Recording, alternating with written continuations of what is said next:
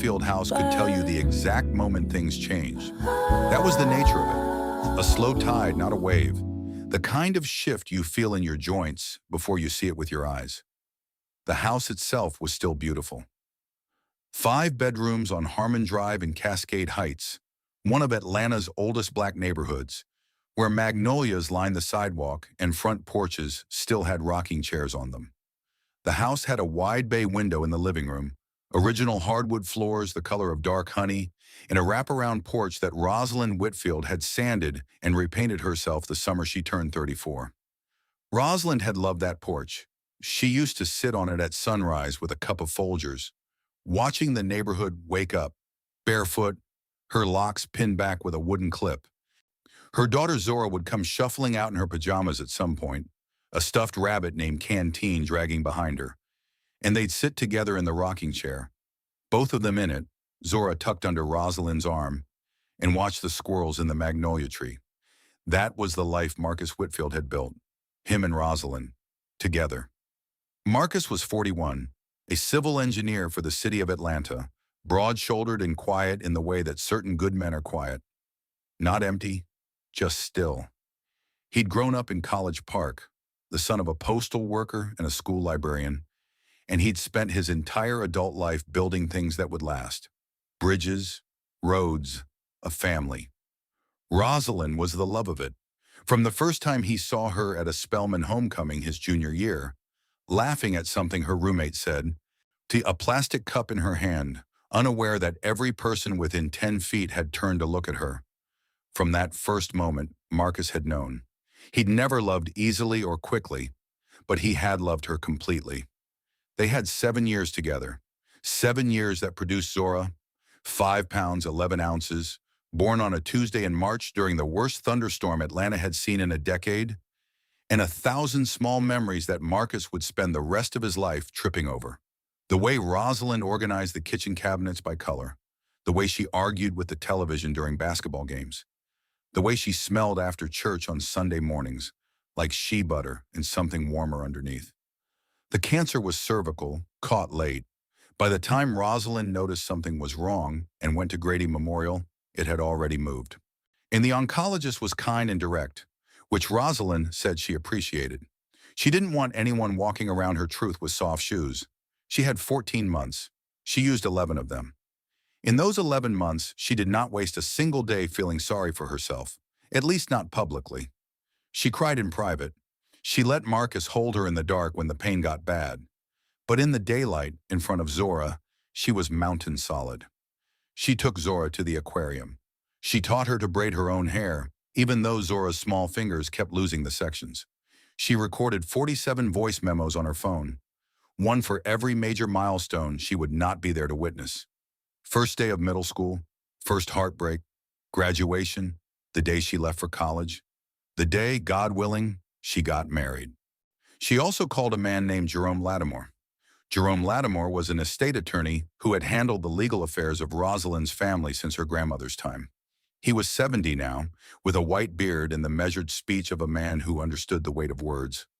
Rosalind had grown up watching him sit at her grandmother's kitchen table with his briefcase open, and she trusted him the way you trust someone who has seen the worst version of your life and remains standing beside you. She told Marcus she was dealing with insurance paperwork. She was dealing with something much larger. In Mr. Lattimore's office on Cascade Road, 2 visits, both of which Marcus believed were medical appointments, Rosalind restructured everything. The house on Harmon Drive, purchased 7 years prior with money from a trust her grandmother had established before she died, had never been titled solely in Marcus's name. It had been purchased entirely through the Harmon Family Trust, the same trust that funded Rosalind's graduate school, her mother's assisted living, and a portfolio of commercial properties in South Atlanta that Rosalind had never mentioned to Marcus. Not because she didn't trust him, but because she had learned from watching her grandmother that a black woman's money was safest when it was quiet. She restructured the trust. Every asset, the house, the investment accounts, the commercial properties now worth just over $38 million, went to Zora. Held in irrevocable trust until Zora's 21st birthday. And should any harm come to Zora before then, a Jerome Lattimore held full authority to intervene, legally and financially, with whatever force the trust required. On a Wednesday in October, 3 weeks before she died, Rosalind also wrote a letter, one page, front and back, in her careful, looping handwriting. She sealed it in a cream envelope with Zora's name on the front. She handed it to Jerome Lattimore and said, "Give it to her when she needs it most. You'll know when." He locked it in his office safe. Rosalind died on a Friday. Zora was 6 years old. Marcus held her in the hospital room for a long time after, and neither of them spoke, and the machines that had been beeping went quiet, and the only sound in the room was rain against the window. The funeral was on a Saturday. They buried Rosalind in Westview Cemetery, where her grandmother was buried, and where the magnolias were so old, their roots cracked the footpaths. Marcus stood at the grave until the cemetery workers started looking at him with uncertain eyes. Zora stood beside him, her small hand inside his, her stuffed rabbit canteen tucked under her other arm. She didn't cry at the grave. She had done all her crying in private, the way her mother had taught her. For 13 months after, Marcus moved through his life the way a person moves through a familiar room in the dark, carefully, slowly, touching the walls to know where he was. He got Zora to school, he cooked dinner, or heated it up. He showed up to work. He answered emails. He sat on the porch Rosalind had sanded and couldn't rock in the chair because she wasn't there to sit in it with him. He was still in that dark room when he met Camille Devereaux. She found him at a grief support mixer in Midtown, a quarterly event put on by a bereavement center. Casual, wine, and name tags. Camille said she'd lost her mother 18 months prior, and that grief had made her rethink everything. She was tall, precise in her appearance, and she had a way of listening that made you feel like you were the only person in a room full of people. She asked about Rosalind by name within the first 10 minutes. She didn't flinch or pivot when Marcus answered honestly. She asked about Zora on their third date. "I'd love to meet her," Camille said, "when the time is right. Not before? Your daughter's timeline matters more than mine." Marcus thought that was exactly the right thing to say. He introduced them 6 weeks later. But Camille brought Zora a book, a beautifully illustrated children's book about a girl and her grandmother in New Orleans, and knelt down to Zora's level in the entryway and said, "I heard you like to read. I thought maybe we could talk about this one sometime if you want." No pressure. Zora took the book and studied Camille for a long, unblinking moment. "Okay," Zora said. Then she walked back upstairs. Marcus married Camille 8 months later. Small ceremony in the backyard, just family and close friends. Zora wore a white dress with yellow ribbon at the collar, which had been Rosalind's favorite color. She stood beside her father and held his hand and did not smile. But she was there, and Marcus believed that counted for something. The first 3 months were fine. Then Marcus got the consulting contract. 12 weeks of travel, 3 cities, Chicago, Houston, and Charlotte, rotating every 2 weeks. He'd be home on weekends when he could. It was too much money to turn down, and Camille told him not to worry. She told him she'd handle everything. She told him Zora was in good hands. The first time Marcus flew out, he called home every evening. Camille always answered warmly. "Zora's good," she'd say. "We had a great day. Homework's done." He had no reason not to believe her. What he could not see from a hotel room in Chicago was what happened inside that house the moment his car turned the corner of Harmon Drive. The shift was not violent, it was precise, methodical. The way a person behaves when they have planned something a long time and are finally free to execute it. The first night, Camille cooked for herself. Shrimp and grits, the good kind. All right, with a glass of white wine. She set the dining table for one. When Zora came downstairs and asked if dinner was ready, Camille nodded toward the kitchen counter without looking up from her phone. There was a bowl of cold cereal and a glass of water waiting. Zora ate the cereal standing at the counter. She didn't say anything. She was 7 years old and she already understood certain silences. By the second week of Marcus's absence, Camille had established a system. Her meals were at the dining table. Zora's were wherever Camille decided, sometimes the counter, sometimes a paper plate left on the kitchen step. The third week, Camille began leaving the house in the evenings, returning late, and Zora would fall asleep alone in her room with the lights on. Then came the bowl. Zora found it first, in the cabinet beneath the kitchen sink, pushed to the very back behind the cleaning supplies. It was ceramic, beige with a chip on the rim, and there was a name scratched into the glaze in faded letters. Rex, the Whitfield's old dog, who had died 2 years before Rosalind. The bowl had been forgotten there. It should have been thrown out. Camille had found it, and she had kept it. One Tuesday evening, 3 weeks into Marcus's first rotation, Camille called Zora downstairs for dinner. Zora walked into the kitchen.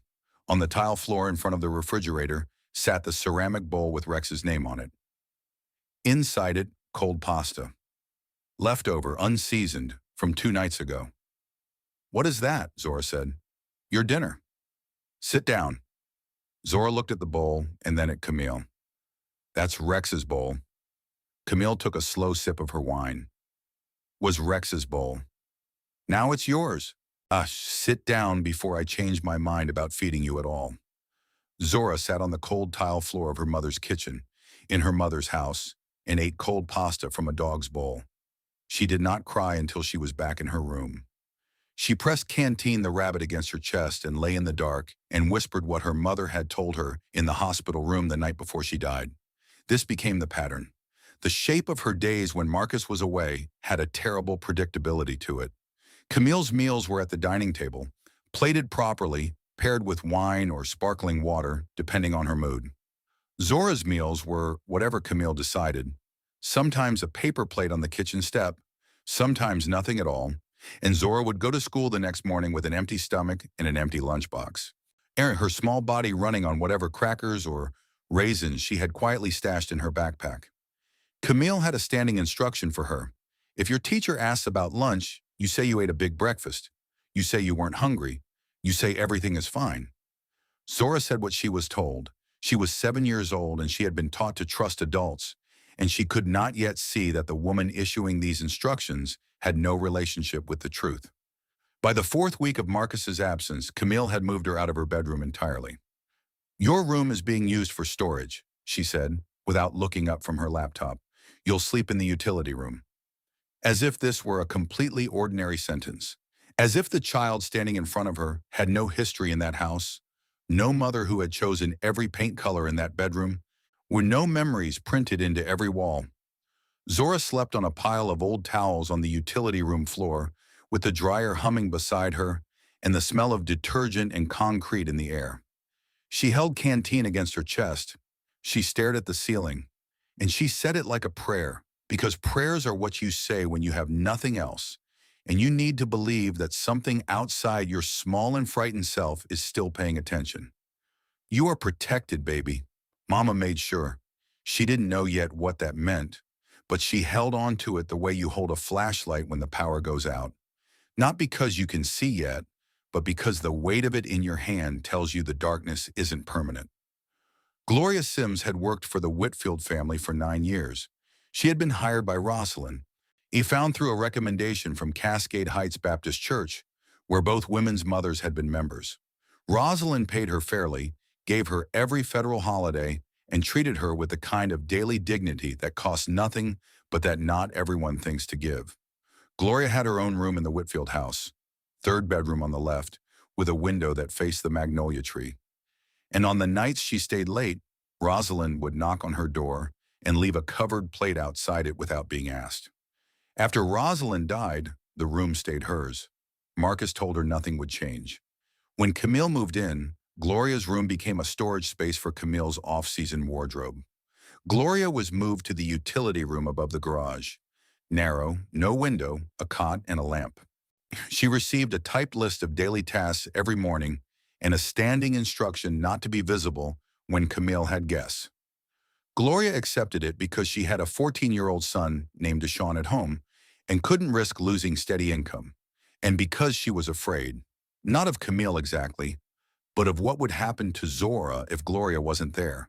She had heard the crying through the walls. The night she saw the bowl, she was carrying folded linens through the hallway, and she passed the kitchen doorway and stopped. That was the night everything changed inside her. Zora was on the kitchen floor, on her hands and knees, eating from the ceramic bowl. Her small shoulders were shaking.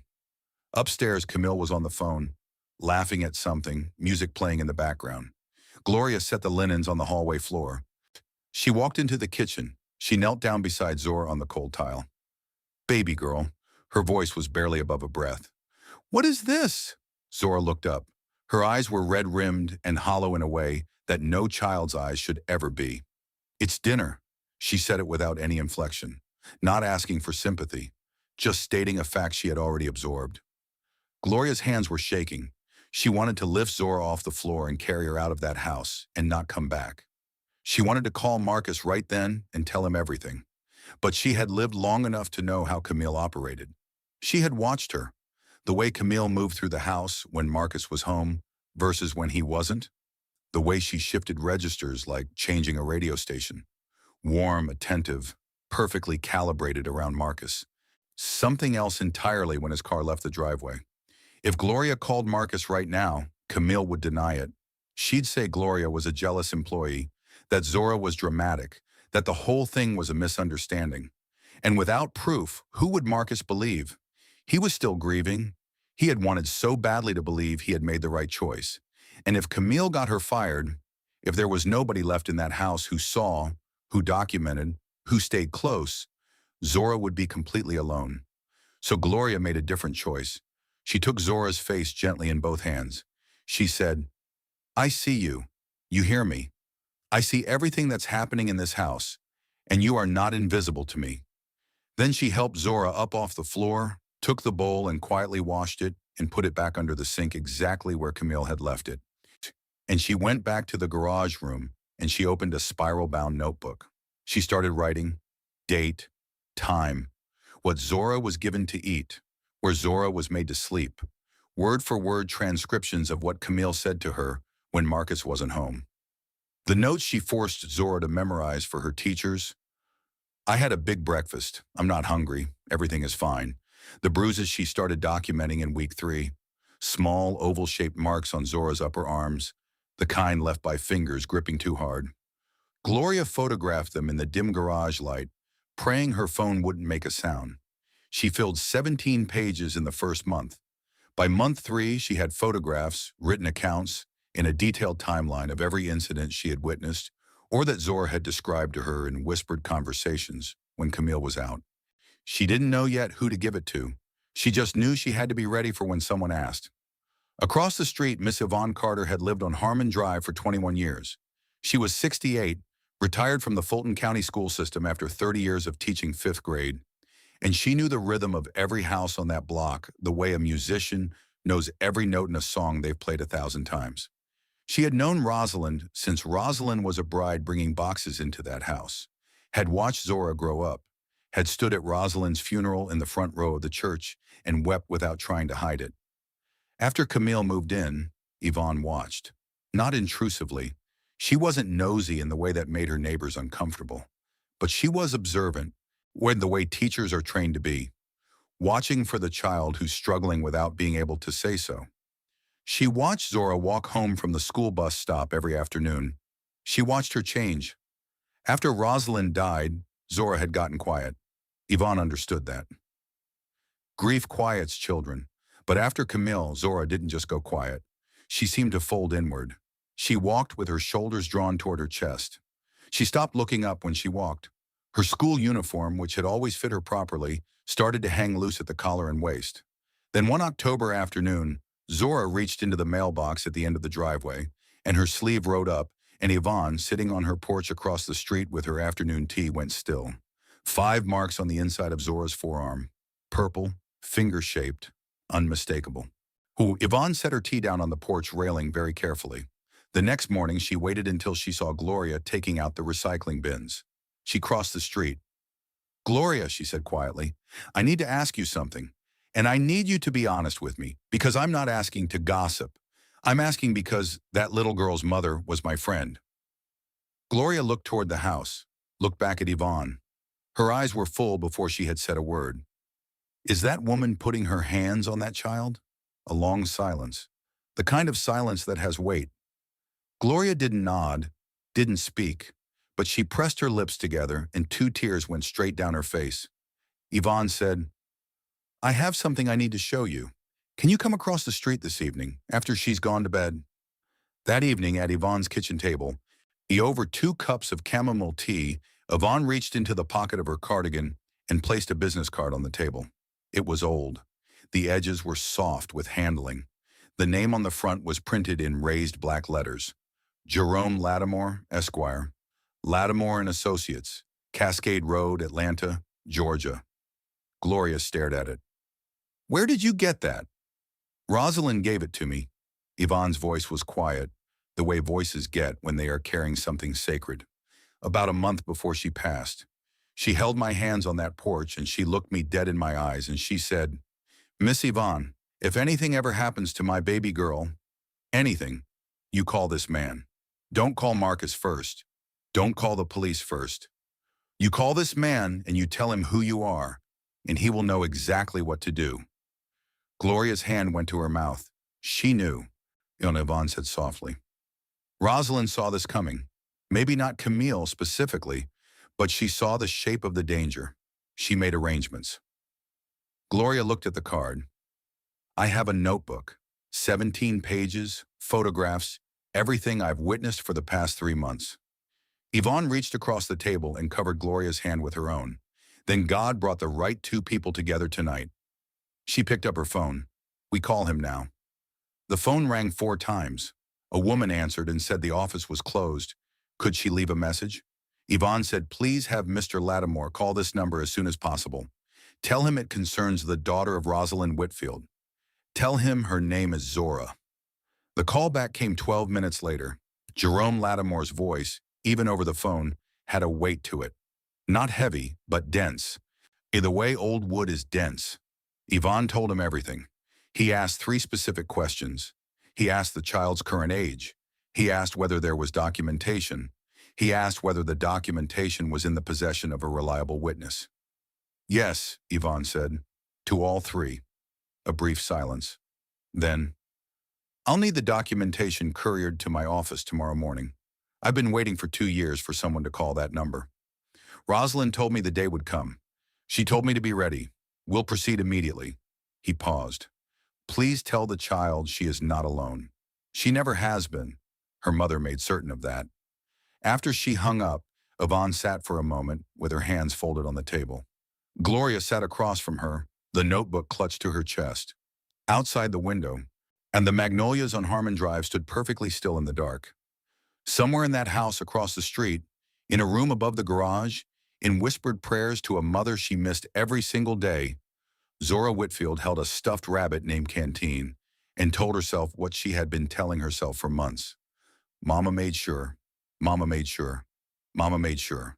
She was about to find out how true that was. The black sedan arrived on a Wednesday at 10:52 in the morning. Camille was not expecting anyone. Marcus was in Charlotte for another 6 days. Zora was at school. The house was exactly as Camille liked it when she had it to herself. Quiet, ordered, entirely hers. She was at the kitchen island in a satin robe, scrolling her phone with one hand and nursing a second cup of coffee with the other. Short music playing low from the Bluetooth speaker on the counter. The doorbell rang. She opened the front door and found a tall black man in a charcoal gray suit standing on the porch.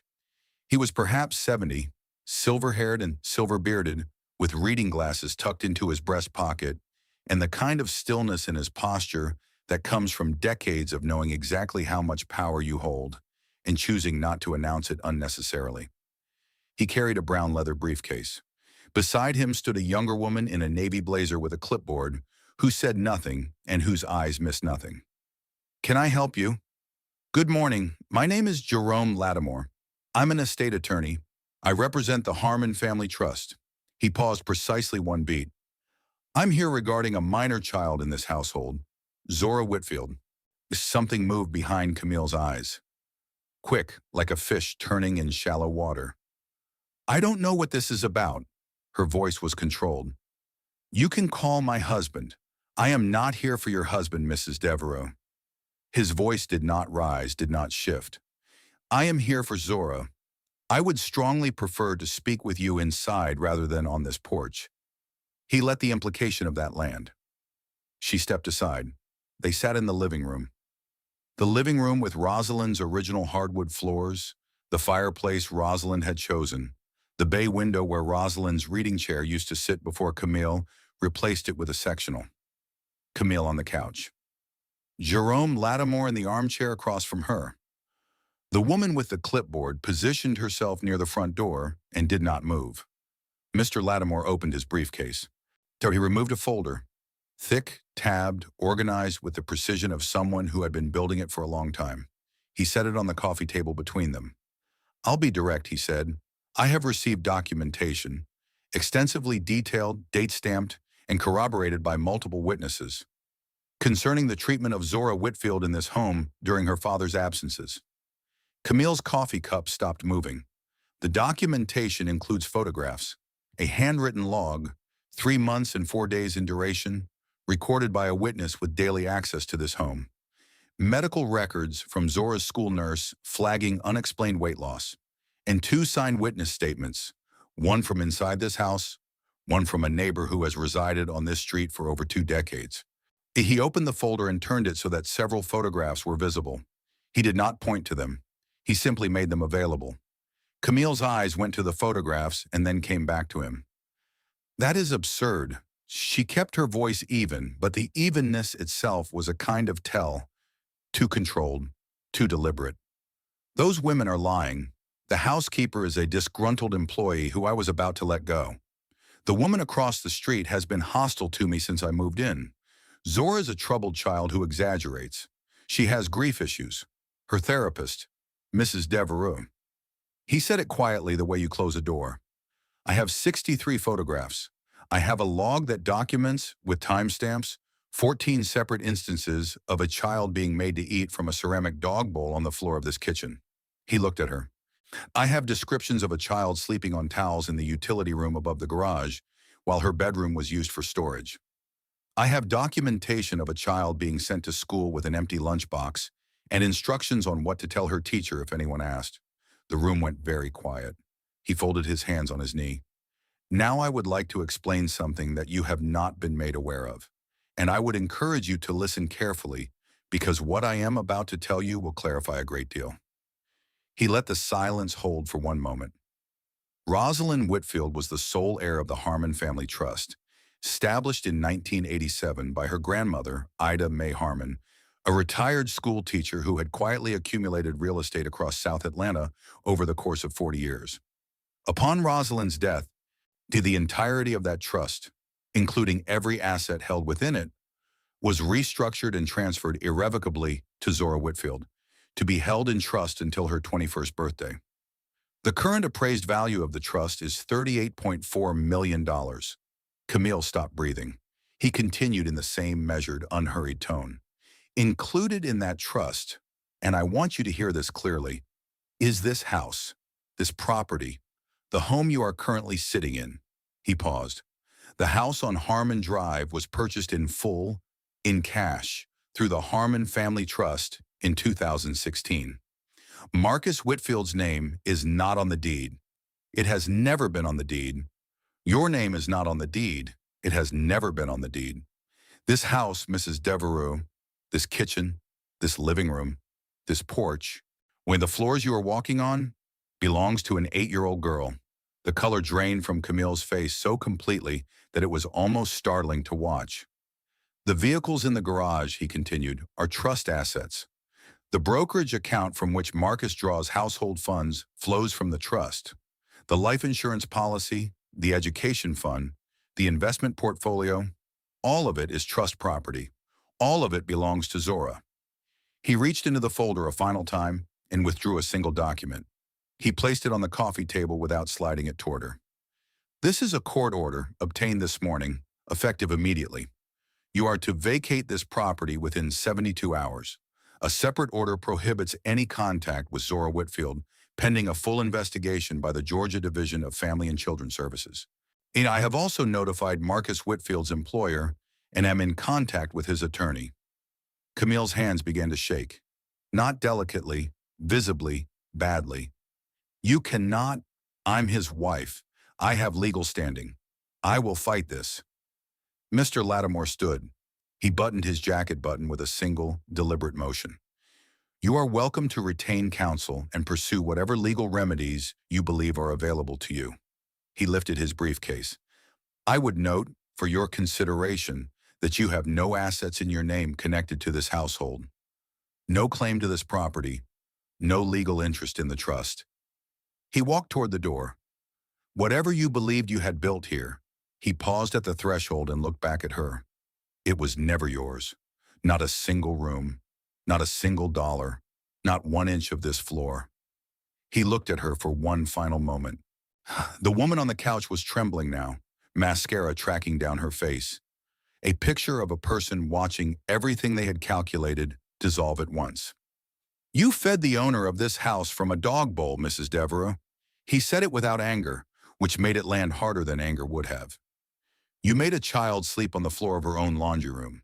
You told that child her father didn't love her." He opened the door.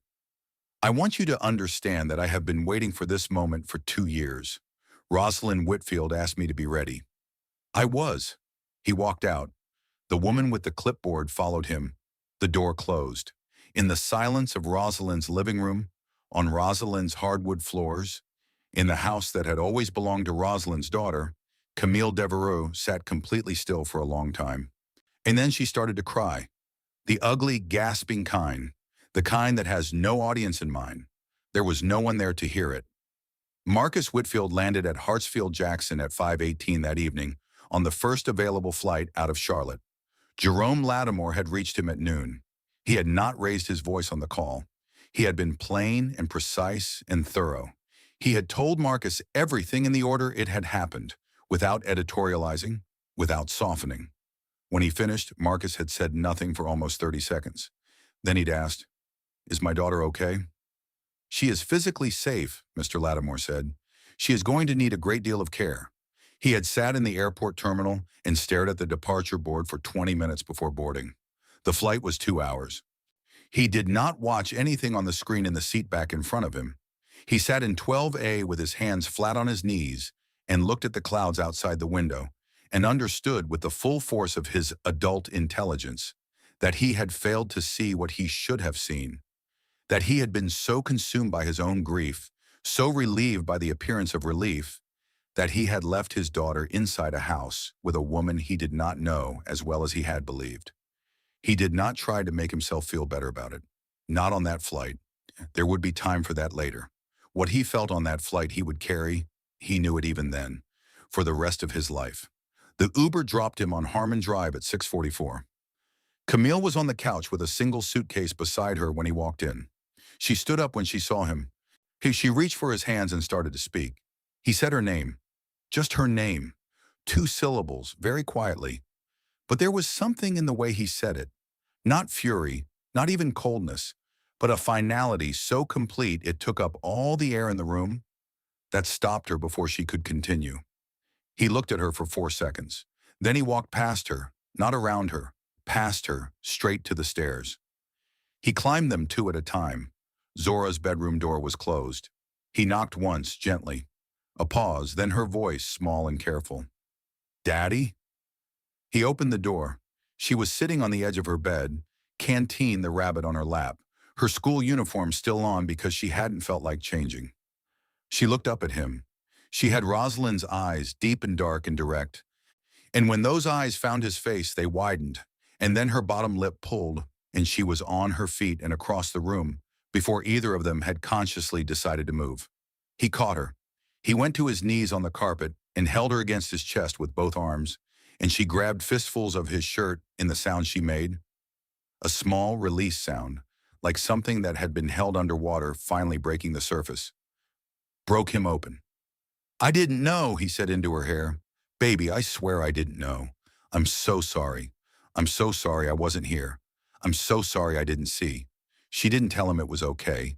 She was too smart and too honest for that, and Rosalind had raised her to be both. She just held on. She pressed her face into his neck and held on and let herself cry the way she hadn't let herself cry in 3 months, because she had been saving it for this exact moment. They sat on the bedroom floor together for a long time. Downstairs, the front door opened and closed, and the sound of wheels on the hardwood, suitcase rolling, faded down the porch steps and disappeared. Camille Devereux left with 1 bag, 1 change of clothes, and nothing else. Because there was nothing else. There had never been anything else. Not a single piece of property, not a single account, not 1 square foot of floor that had ever held her name. She filed for marital assets in the divorce. Jerome Lattimore's firm responded with 37 pages of documentation. The divorce was finalized in 61 days. She was awarded nothing because there was nothing that had ever belonged to Marcus to be divided. Every comfortable thing in that house, every dollar that had made that life look prosperous, had flowed from a trust that bore the name of a woman who had been dead for 2 years and who had seen this coming. Camille disappeared from Atlanta. Nobody on Harmon Drive saw her again. 3 days after she left, Jerome Lattimore returned to the house on Harmon Drive. This time he did not bring a court order. He brought a cream envelope. He sat at the kitchen table, the same table where Camille had sipped wine and watched a child eat from a dog bowl 3 feet away, and he placed the envelope between Zora and her father. Zora's name was written on the front. The handwriting made Marcus close his eyes for a moment. "Your mother wrote this before she passed," Mr. Lattimore said quietly. "She asked me to hold it until the time was right." He looked at Zora. "She trusted me to know when." I believe this is when." Zora looked at the envelope for a long time. Gloria was in the kitchen doorway. She had moved back into her proper room that morning, the one with the magnolia tree window, without anyone having to say anything. She was holding a dish towel and not making any attempt to pretend she wasn't listening. Zora picked up the envelope. She turned it over, ran her finger under the sealed flap carefully, and unfolded the single page inside. She read it silently first. Then she looked up at her father. "Can I read it out loud?" He nodded. He didn't trust his voice. She began. "My sweet Zora, if you're reading this letter, then something happened that I was trying to make easier for you before it did. I am so sorry I couldn't stay longer. I am sorry for every Sunday morning I won't be there to braid your hair, or every birthday I'll miss, every ordinary Tuesday that I would have given everything to be present for." She paused, kept reading. "But I need you to know something important, and I need you to really hear it. You are not unprotected. You have never been unprotected. Before you were born, before you had a name, I was already making sure that nothing in this world could be taken from you. The house you grew up in is yours. Everything your great-great-grandmother, Ida May, built with her hands and her patience and her faith is yours. You come from women who built things that lasted. That is what you are made of." Zora's voice was steady. Marcus's was not. He was making no attempt to hold it together. "Be kind to the people who are kind to you," the letter continued. "Trust your own instincts. I always said you were born already knowing things. Forgive your father because he is a good man who loves you more than he will ever be able to say. And he will make mistakes because that is what good people do when they are afraid of losing what they love. Don't let anyone make you small. Not ever. Not for any reason. One more thing, and then I'll let you go." Zora paused. "You are the biggest thing in every room you walk into, baby girl. Not because of the money, not because of the house, not because of any of that, because of who you are. I know who you are. I knew the moment I held you, and I want you to know it too, the way I know it, all the way down, the kind of knowing that nobody can take and nothing can shake. That's what I'm leaving you, not buildings, not dollars. That. I love you more than this page can hold, always and completely. Mama." Zora folded the letter carefully along its original creases. She held it in both hands in her lap. Then she looked at her father, who had both hands pressed over his face, his shoulders heaving with something that had no name. She got up from her chair. She went around the table. She climbed into his lap the way she used to when she was very small, and she put her hands on both sides of his face, and she tilted it up toward hers. "Daddy," she said, "Mama said I'm protected." She said it, and she meant it, and it was true, you see? He looked at his daughter, her eyes, Rosalind's eyes, steady and clear and full of something he could only call grace. And he said yes. His voice was barely there, but it was there. "Yeah, baby," he kissed her forehead. Mama kept her promise. In the kitchen doorway, Gloria pressed the dish towel to her mouth and let the tears go without making a sound. She had written every page. She had taken every photograph. She had stayed in a room above a garage for 3 months with no window and no kindness because she had made a promise too, not a spoken one, not a legal one, just the kind you make in your chest when you stand at someone's grave and look at the child they left behind and decide that you will not let the world swallow her. Across the street, Yvonne Carter sat on her porch with her afternoon tea, watching the kitchen light glow through the bay window of the house she had watched for 21 years. She pressed a photograph against her chest. Rosalind and Zora on this same porch 3 summers ago, rocking in the chair, matching locks, matching smiles. She spoke to the evening air. "Honum, we got her, Rosie. Your baby is home." The magnolias on Harmon Drive bloomed the following spring the way they always had, full and white and impossibly fragrant, dropping petals on the cracked sidewalk, drawing bees from 3 blocks away. Zora Whitfield ate breakfast at the dining table every morning.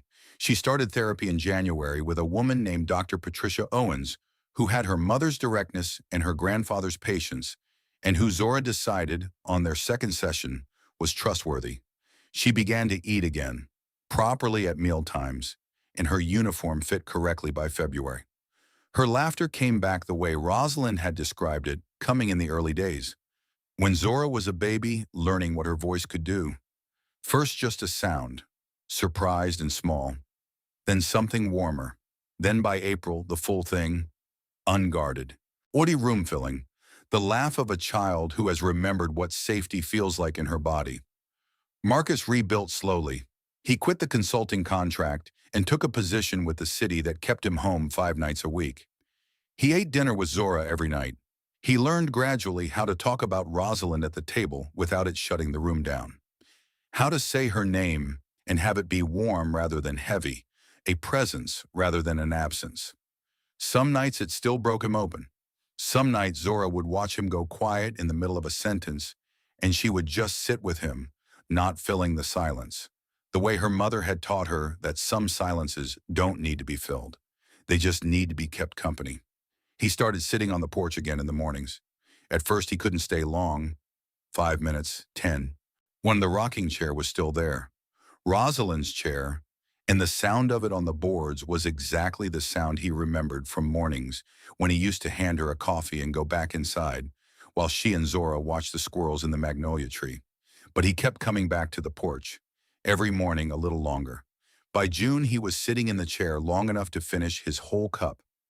One Saturday morning in July, Zora came shuffling out the front door in her pajamas, Canteen trailing behind her, and she looked at him in the rocking chair, and she looked at the space beside him, and she climbed up and wedged herself under his arm without a word.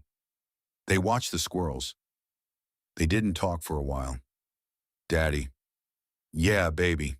She was quiet for a moment. "Do you think Mama can see us?" He thought about it. Really thought about it. One, the way he was learning to answer Zora's questions, not with reflexive comfort, but with honest consideration. "I think she built everything so that we'd be okay," he said finally, "so that we'd still be here, on this porch, doing exactly this. And if she can see it, I think she's glad." Zora leaned her head against his arm. "Me too," she said. They rocked in the chair together for a long time. The magnolia dropped petals on the porch rail. The neighborhood hummed around them, unhurried, Sunday morning slow. Every night before bed, Zora read the last paragraph of her mother's letter. She had it memorized, but she liked the feel of the paper, liked seeing Rosalind's handwriting, liked the slight slant of her mother's letters. She would fold it back up and set it on her nightstand, and then she would turn off the light. Ooh, the ceramic bowl was gone. Marcus had found it under the kitchen sink and thrown it away the day after Camille left. He had held it in his hands for a long moment first, looking at the name scratched into the glaze, Rex, and at the chip on the rim, and at what it had been used for in his absence. Then he had carried it out to the trash can in the driveway and dropped it in and put the lid back on. What he had left when he walked back inside was not a complete house. It would take time. It would take more Sunday mornings and more ordinary Tuesdays and more slow, unhurried conversations with a daughter who had learned things about the world earlier than any child should. It would take patience and presence and the willingness to stay fully in every room he walked into, once instead of standing at the edge of his own life the way grief had made him do. But the foundation was solid. It had always been solid. Rosalind had made sure of that. quietly, thoroughly, with the foresight of a woman who understood that love is not only what you give while you are present, it is also what you build to outlast you. She had built it in deeds and documents, in trust accounts and restructured portfolios, in a letter sealed in a cream envelope and locked in an old man's safe for 2 years, waiting. In a business card pressed into a neighbor's hand on a porch in October, accompanied by instructions that proved exact. In a woman who had stayed in a room above a garage for 3 months, no window, no warmth, no acknowledgement, and written 17 pages in a spiral notebook by lamplight because she had made a promise. Not a spoken one, not a legal one, just the kind you make in your chest when you stand at someone's graveside and look at the child they left behind and decide without ceremony that you are not going to let the world swallow her. In a retired school teacher who watched children the way only someone who has spent a career loving them can watch. Who knew the difference between a child who was grieving and a child who was afraid. Who crossed a street with a business card she had carried for 2 years and said, "I need to ask you something, and I need you to tell me the truth." In a little girl who had pressed a stuffed rabbit against her chest in the dark and repeated her mother's words like a lifeline, not fully understanding them, but holding them anyway. Holding them the way you hold a flashlight when the power's out. Not because you can see yet, but because the weight of it in your hand tells you the darkness is not permanent. Rosalind Whitfield had understood something that the people who harm children always underestimate. That love, when it is built by someone who knows they are leaving, is not sentimental. It is structural. It is load-bearing. It does not merely hope for the best. It plans. It documents. It places business cards in the right pockets. It locks letters in safes. It creates irrevocable trusts and signs them on a Wednesday afternoon while her husband thinks she is at a medical appointment. And then it waits. Patient as a magnolia in winter. Patient as an old man who answers his phone on the fourth ring and says, "I have been waiting for 2 years for someone to call that number." It waits until the moment is right. And then it knocks on the door. It never misses.